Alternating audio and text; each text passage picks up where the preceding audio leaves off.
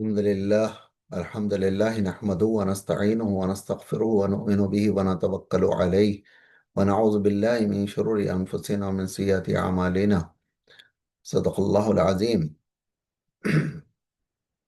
أعوذ بالله من الشيطان الرجيم. بسم الله الرحمن الرحيم. ظهر الفساد في البر والبحر كما بما كسبت أيدي الناس.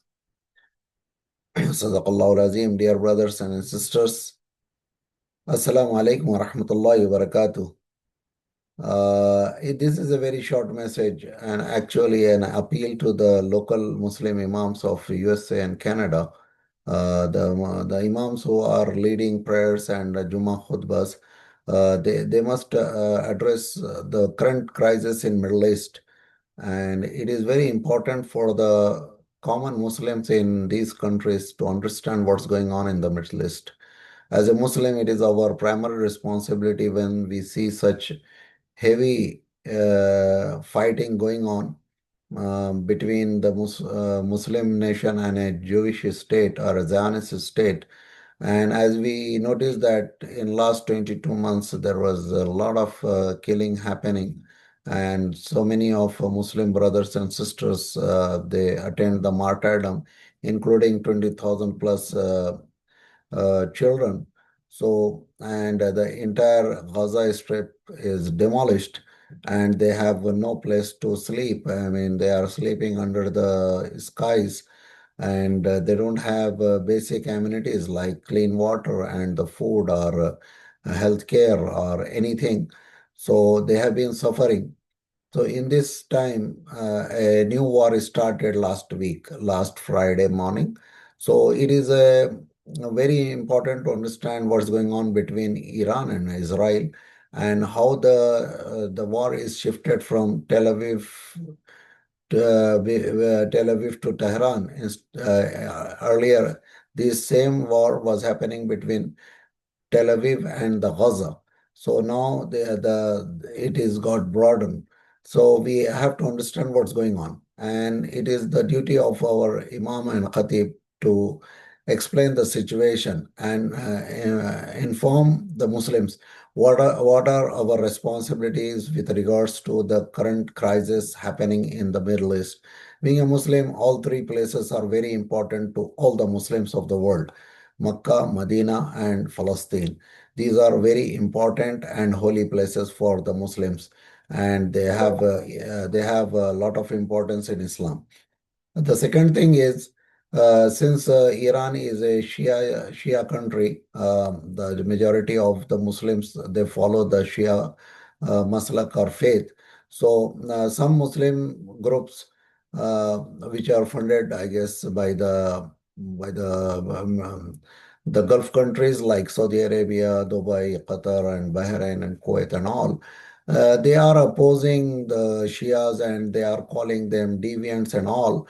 And these groups, those who are affiliated to these countries and states, they are still creating divisions between the Ahl Sunnah wal Jamaa, Sunni Muslims and the Shia Muslims. So how in this moment these type of divisions can benefit Muslim Ummah?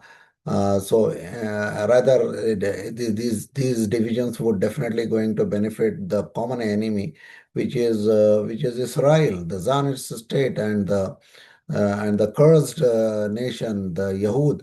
So why we have to fight like Muslims and why we cannot become united? Is there any grounds of unity between Shias and Sunnis or not?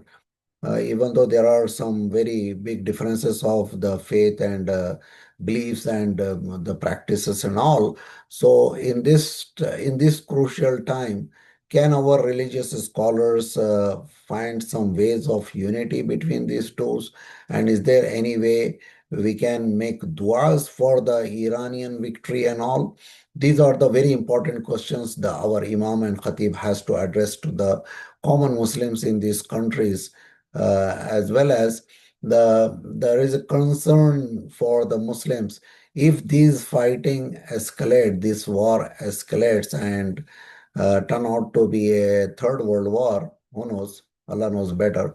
So in that case, like in the past, when Second World War had happened, the The people who are living in these countries, the Italians and the Germans, they were paying the price for being associated to with their governments, like Nazis and all. Here the situation is like that. The Muslims, anyhow, Muslims, they love Palestine and they love the Muslims and all. So if they start getting, any kind of retaliation from the Muslim countries and attacks on them. So, what are the guarantees of the Muslims who are living in their countries? They should not pay the price for what is happening in the Middle East. So, in that case, the common Muslims, who to approach and uh, how to get the assurance from the local authorities and the government that they should not harm the Muslims who are living in their countries like legal citizens and all. So they should not suffer with any kind of reaction to their problems with those countries and all. So our imams and our leadership, particularly Muslim organizations and Muslim parliamentarians and all, they have to come forward and organize some kind of meetings and talks with the Muslim community and all, so that the Muslim Ummah would feel peace and comfort. Otherwise, this is a kind of challenging situation for the Muslims over here.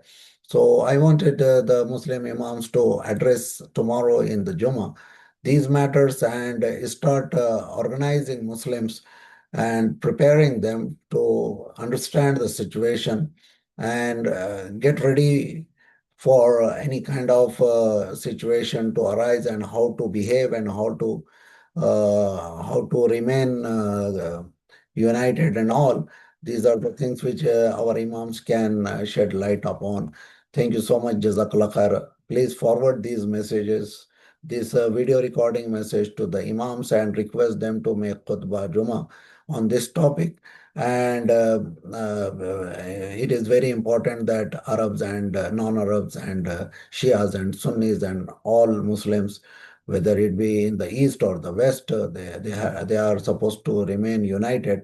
And we have a common agenda and common deen and Qibla and the Quran and the Rasulullah and all. When we have so many commonalities, why to remain separated and divided? There is no point of the divisions and not having the unity between us. So these are the things which our imams can easily create an environment and yeah, unity. Jazakallah khair. Assalamu alaikum wa rahmatullahi wa barakatuh.